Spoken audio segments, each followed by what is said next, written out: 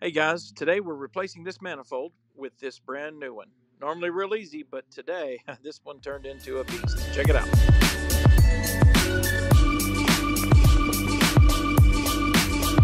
Okay, let's get started. We have a Jandy JXI heater. We're replacing the manifold because it's leaking. You can see the water dropping off here.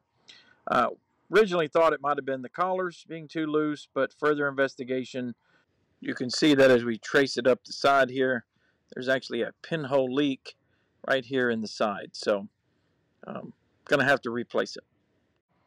Okay, so the first thing we're going to have to do to get to this is remove the pipes as best we can. Good thing for the JXI, they're quick connects.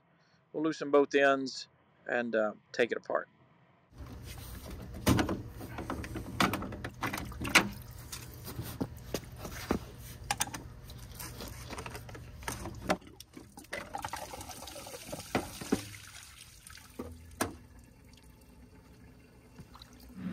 Okay, got the first one off. Now we need to take the second one off. It's on the return side. Just going to do the same thing. Loosen the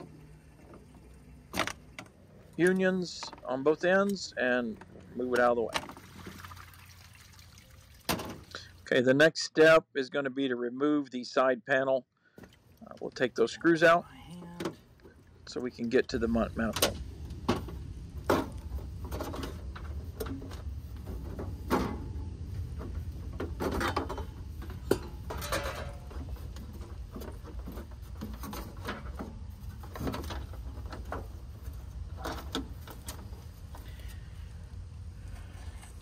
Okay, that gives us enough slack to see what we've got now. You can see these orange nuts. All these nuts, they have to come loose. It looks like about a 7/16 or 10 milli. We'll pull those loose, and we'll take our sensors off. We'll take the pressure line off here. We'll take this cap off, which is for the bypass, and put it all back together. Okay, now we're going to start removing the nuts. The orange you see is some sort of adhesive that Jandy puts on there to make sure you haven't tampered with it. Not uncommon to see that. So we're just going to start pulling these apart, and this is where we run into trouble. These lower ones, at first I thought it was just one, but turns out there are 3 of them that I could not break loose. It was actually twisting the stud, so I had to stop and figure out another way. Okay, now I've been fighting this thing for quite a while, trying to get these nuts to break loose, and just can't seem to get them to cooperate. So, okay, so now I'm going to go ahead and disconnect the wires. This is the high limit sensor on one side, and I'm going to go ahead and mark it because both the wires are white. So this just indicates for me that I'm separating the 2 different sides so I don't get these back together wrong. Get all the components disconnected from the manifold, the pressure switch, the high limit switches, and then we'll go ahead and move to the next step of getting this thing apart. Okay, so I'm still working on this, been at it quite a while. The urgency is this house has sold. The new owners take possession in the morning, and I'm trying to get this repair made. If we can't repair it, the seller's going to have to replace it with a new one. So he's giving me extra incentive to get this thing fixed before it sells in the morning. Okay, so here we have a close-up of this manifold. You can see this lower nut here, just completely seized up, won't turn loose. Tried everything I've got to get it to break loose, so we're gonna come up with an extreme measure.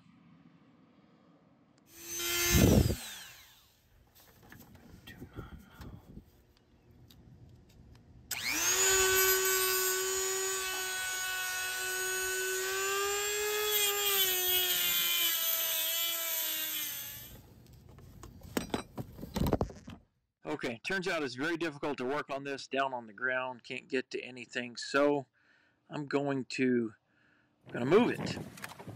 I've disconnected the gas line so that I can have complete access to that. We've already got the plumbing loose, so I'm just going to tip this thing over on its side and Fix it. Okay, turns out it's much easier to work on this from this angle. So I'll go ahead and take the rest of the nuts out. And when I get to the bottom two here, yep, more struggles. So 2 more of these were actually jammed up. Couldn't get those loose either. So we're going to cut those off as well. So what I'm doing is using the Dremel tool, and I'm just cutting the nut off and doing my best to not damage the threads on the stud. So pretty intricate, but I'll cut a gap in it and then use a screwdriver to pry it apart.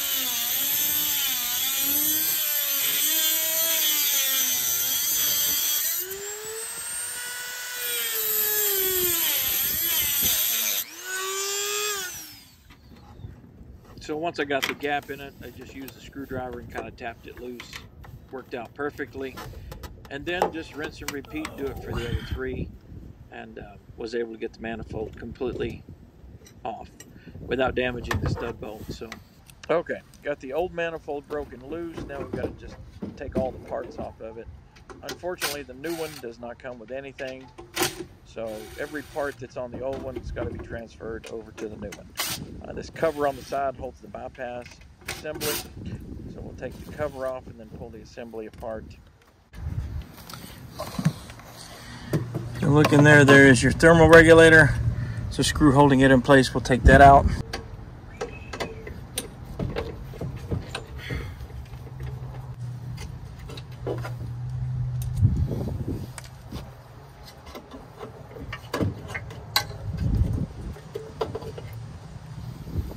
That's it. All right, the only thing left is take the bottom off.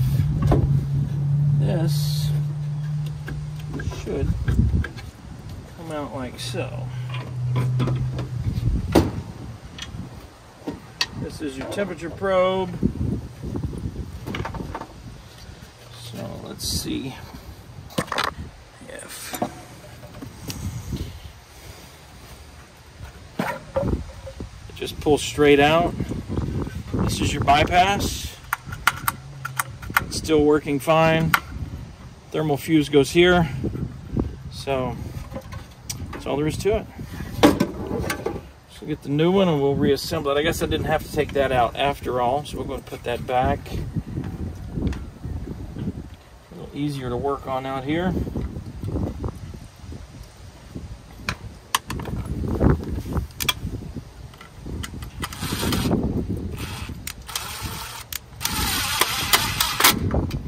Okay, that's back in place. Grab the new one. Looks similar. They made these flanges a little wider here all the way around. So don't think it's going to be a problem. Everything else looks like it lines up. So goes like so. Let's do it. We're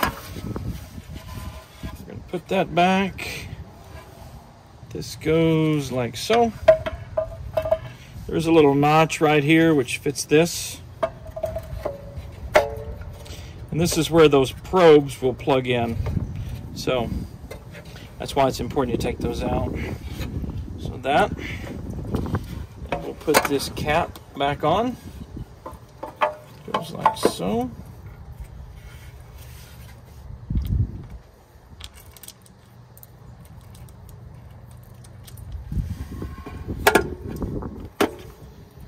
Be careful, we're using a drill.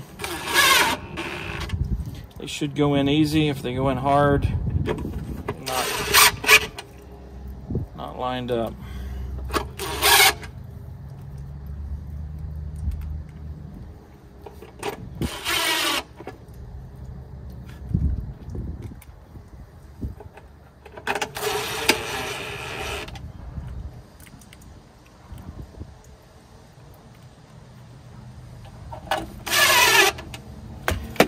Always do the tightening with a hand because this is plastic. You got one shot.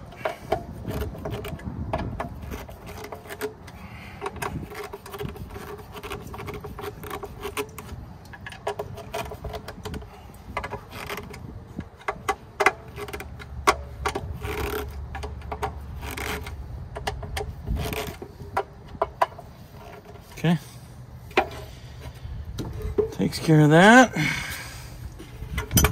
Let's put it back.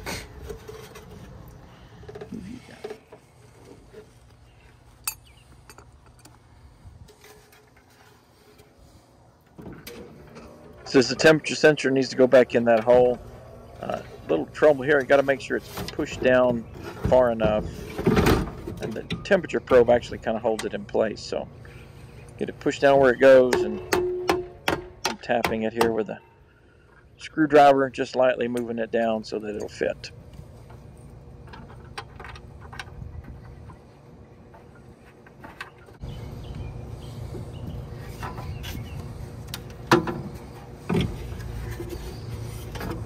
Let me just add a little note here. The gasket is still in place from when I took the old one off. The gasket did not come with it. Fortunately, it's still in good enough shape. We can reuse it with no problems.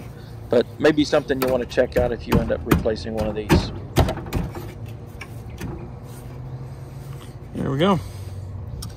Okay, we'll hook up our pressure switch there.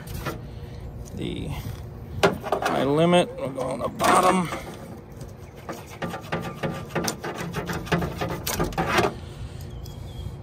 Let's put a little new Teflon on it. We'll stick this one here, re-Teflon that one, stick it in there. This pressure switch goes right here.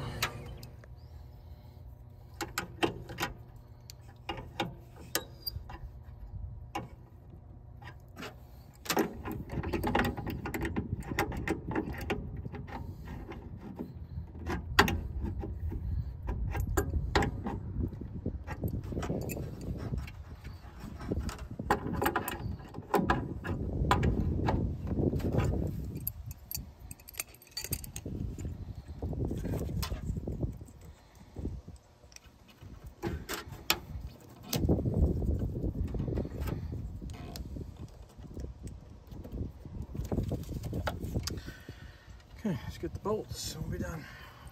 Okay, all the wires are connected. Now we're going to replace all the nuts, put those on it, and tighten them up.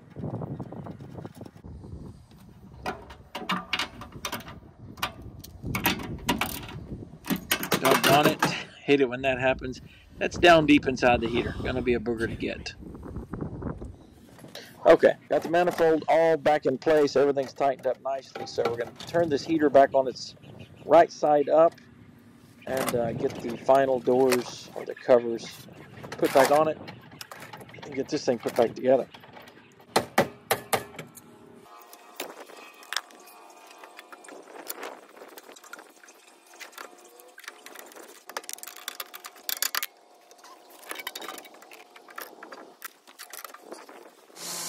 Okay, we got it all back together. No more leaks.